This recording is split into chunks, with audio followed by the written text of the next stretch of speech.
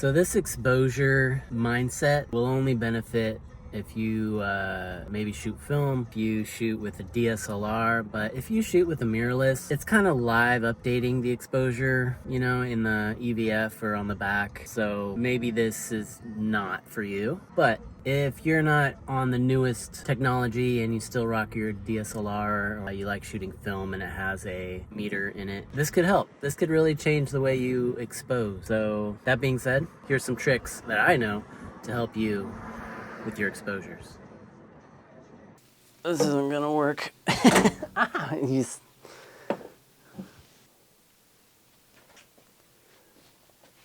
Alright.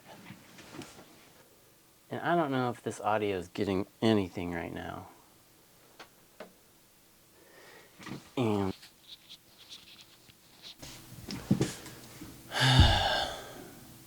that is not dramatic.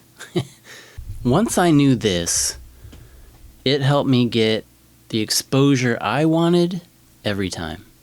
And I hope when you know this, it'll help you get the exposure you want every time. Not the correct exposure, you know, it's not exposed correctly. How do you know? Like, that's not what I wanted. I wanted it darker. I wanted it lighter. I wanted it, this is what I want, because you are an artist, not just a photographer, right? Okay? You have a vision of what you want it to look like. Whether you get that in camera or in post-production, it is your vision brought to life with the tool of photography. All right, let's get into it. Your camera is programmed to see in that little grid inside your viewfinder is your camera saying that it is properly exposed. What that means for your camera and everything that is a light meter is that it sees in grayscale. Dark grays, light grays, and all the things, but medium gray is that center point. So to prove that, we're gonna photograph something white and something black. And what you're gonna see is when we expose that to the center, it's gonna make those things appear gray. Once you know what your camera sees and how it exposes for light, you're gonna have more accurate exposures and exposures that you want. So let's take a photo of this white paper. All right, so down here we got white, gray, and black. Okay, I'm gonna stand up and do this. We're gonna take one shot of the white. Get my shadow out of the way. And we'll do this on the black. Now just for kicks, we'll do it on the gray. Okay, this is gonna be my laptop. Sorry. So I color corrected these and brought them right in. These are JPEGs. But right away, you can see that exposing for white, where the exposure needle was at 0, made this come out gray and darker than we want, because when we photograph white, we want it to look white. And if we take our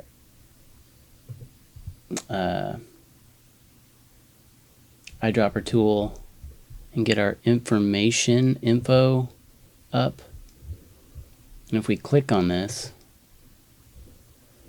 we see it drops. If we look right over there in that color picker,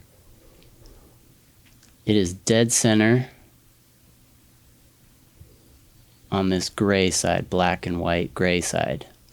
Dead center, mid gray. Now if we go to where we photographed this black piece, if we go on that, it's gonna hover right around there. Now it went a little darker and there's like a yellowy tint to it, but right around that middle point, you see this when we expose for black and that needle falls in 0, thinking that is correctly exposed. That's what the camera's telling me. This is a good exposure on this. It is thinking and pushing to gray. So this black is gonna come out very light. So we focus on and expose for gray. That looks completely how this looks. And it falls, it's actually a little underexposed, it looks like. but right around that middle gray area. So now that we know that with gray is what cameras and light meters and everything are programmed to expose for, a middle ground, right? Middle gray, or just an average of a good exposure is in that middle. We can have a better idea of what the camera's going to do when that needle is in the 0 and adjust for that to get the exposures we want. Now to show this, I'm going to go outside, find white, find black, take photos that are intentional in the exposure.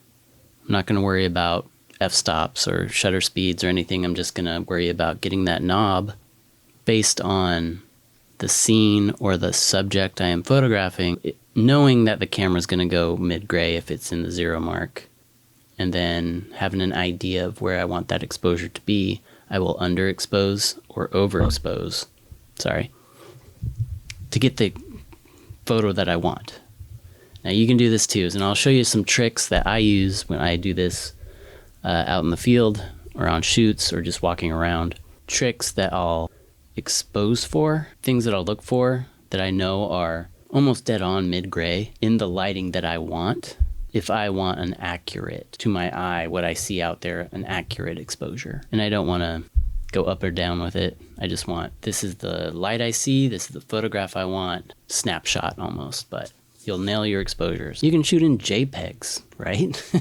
But we don't, because we want that ability to change it in post. But for this, I'm going to shoot in JPEGs. All right, let's go. I'm at the Portland airport, just at a viewing parking area. Trick for you. So remember in the studio, we took some photos of white, gray, and black. So while you're out, you can, and if you remember how much the white was overexposed, or that the meter 2 1/3 to 3 stops over the middle exposure, keep that in mind, right? See these clouds? Put your spot meter, now set up your camera with your spot meter, not evaluative or anything like that, spot meter, because then you can just point it right there, set your exposure if you want an even exposure for 2 1/3 to 3 stops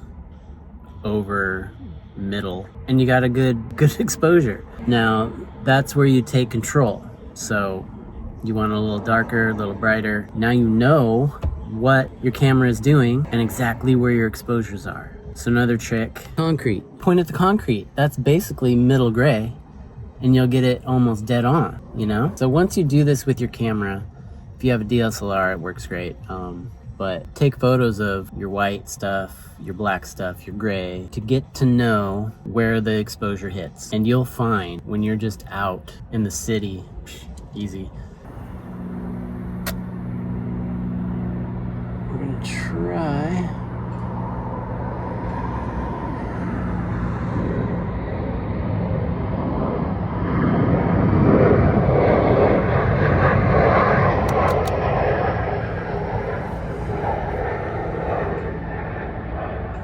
So we're trying to get it in different spots in the frame, different planes, and then just combine them all. But I don't like how small they are in the frame. There's so small. But we exposed on the clouds. And remember what we said. So it's an easy hack, and you get to know you're exposuring the way you want, not what everyone else says. Exposure the way you want, right? You like it a little darker, moody, you know where to go. You like it a little more bright, whimsical, ethereal, you know where to go, right? So I hope that helps. I don't think I'm done with this video, but we're done for now.